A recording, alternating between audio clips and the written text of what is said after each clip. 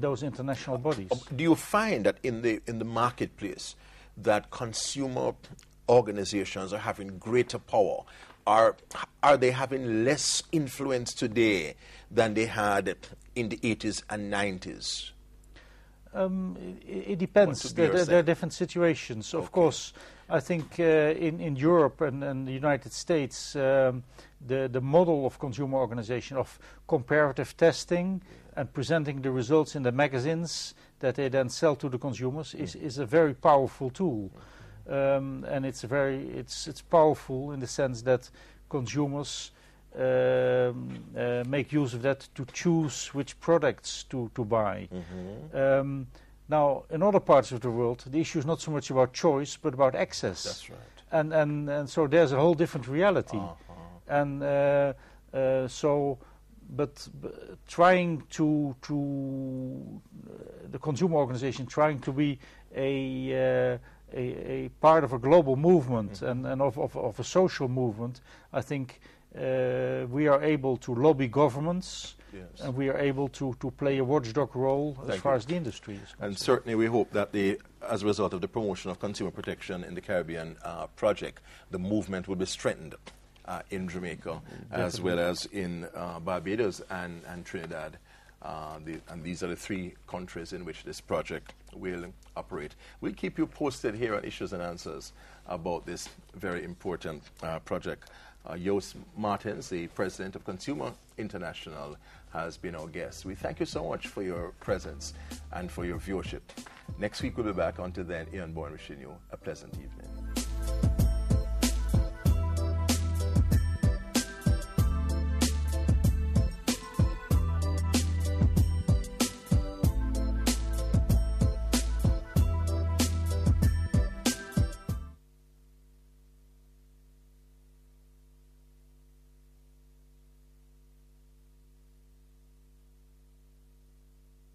Influenza A H1N1 virus spreads just like the seasonal flu. The flu virus spreads mainly from person to person through coughing or sneezing.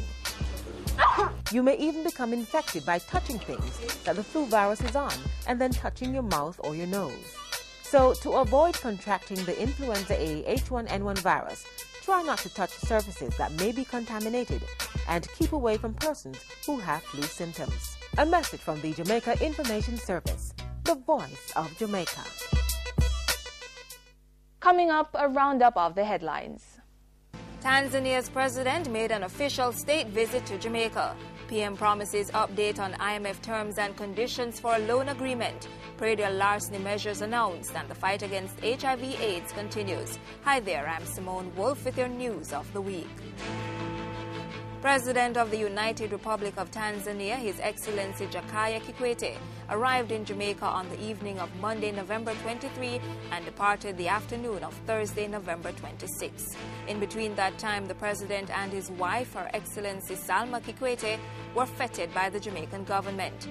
At the conclusion of the state visit, President Kikwete and Prime Minister Bruce Golding signed a joint communique reaffirming their strong commitment to enhancing cooperation. The leaders agreed to partner on the promotion and implementation of specific programs in the fields of agriculture, tourism, education, health, sports, and culture. We would like to see Jamaicans and Jamaican businesses come and invest in Tanzania. They could do so. They could do so in tourism, in the tourism industry, and any other sectors of their choice. There are abundant opportunities in agriculture, in mining, in manufacturing, as well as in the services like ICT, health, education, etc. Prime Minister Golding and President Kikwete have agreed to the establishment of a binational commission which will develop and monitor the implementation of an agreed program for bilateral cooperation. Prime Minister Bruce Golding says government will update Parliament shortly on the terms of its proposed borrowing relationship with the International Monetary Fund. Jamaica is seeking a US $1.2 billion standby facility with the IMF. At a recent function with micro, small and medium enterprises, The Prime Minister explained why that agreement has not yet been signed. We get criticized because people say the negotiations with the IMF should have been concluded a long time ago. Yes, we had hoped that they would have been. They have been dragged out, and perhaps the single issue that is most responsible for the time it has taken has to do with interest rate and debt. And that's something that has to be corrected, not because the IMF says so, because if it's not corrected, we don't have a future. We don't have anywhere going. A perennial larceny coordinator is to be appointed within the next 4 weeks to fight the theft of agricultural products in Jamaica. And that person is going to be charged with the coordination and implementation of a series of initiatives which we have developed coming out of a committee that was appointed some year and a half ago by myself to look at the problem of perennial larceny and to come up with a number of recommendations to address the problem. Dr. Tufton says this will be a joint endeavor between his ministry and the Ministry of National Security, where the coordinator will be stationed. This person will be supervised by a body comprising representatives from both ministries, as well as the Ministry of Health and the Attorney General's Department.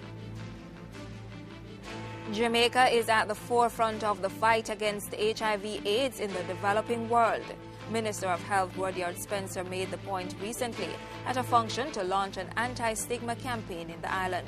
He says many countries look to Jamaica for guidance and leadership, adding that the island's achievements are recognized around the world. World AIDS Day is observed each year on December 1. And those were just some of the stories making news here in Jamaica in recent days. Join us next time for the latest news of the week.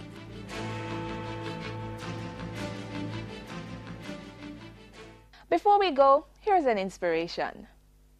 We turn the pages for a new day has gone, and we will arrange what is right from what's wrong. Somehow we've drifted so far from the truth that we can't get back home. And where are the virtues that once gave us life? And where are the morals that govern our life? Someday we all will awake and look back just to find what we've lost. And we need to get back to the basics of life. A heart that is pure and a love that is right. A faith that is perfectly grounded in Christ. A hope that endures for all time. These are the basics. We need to get back to the basics of life. The newest range is the reason it out. Just when you think you cannot overcome every doubt.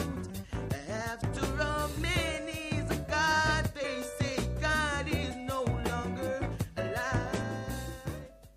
Do remember to send us your feedback on this program to Jamaica Magazine at jis.gov.jm. You may also watch this show at www.jis.gov.jm. I'm Samantha Allen. Have a wonderful week.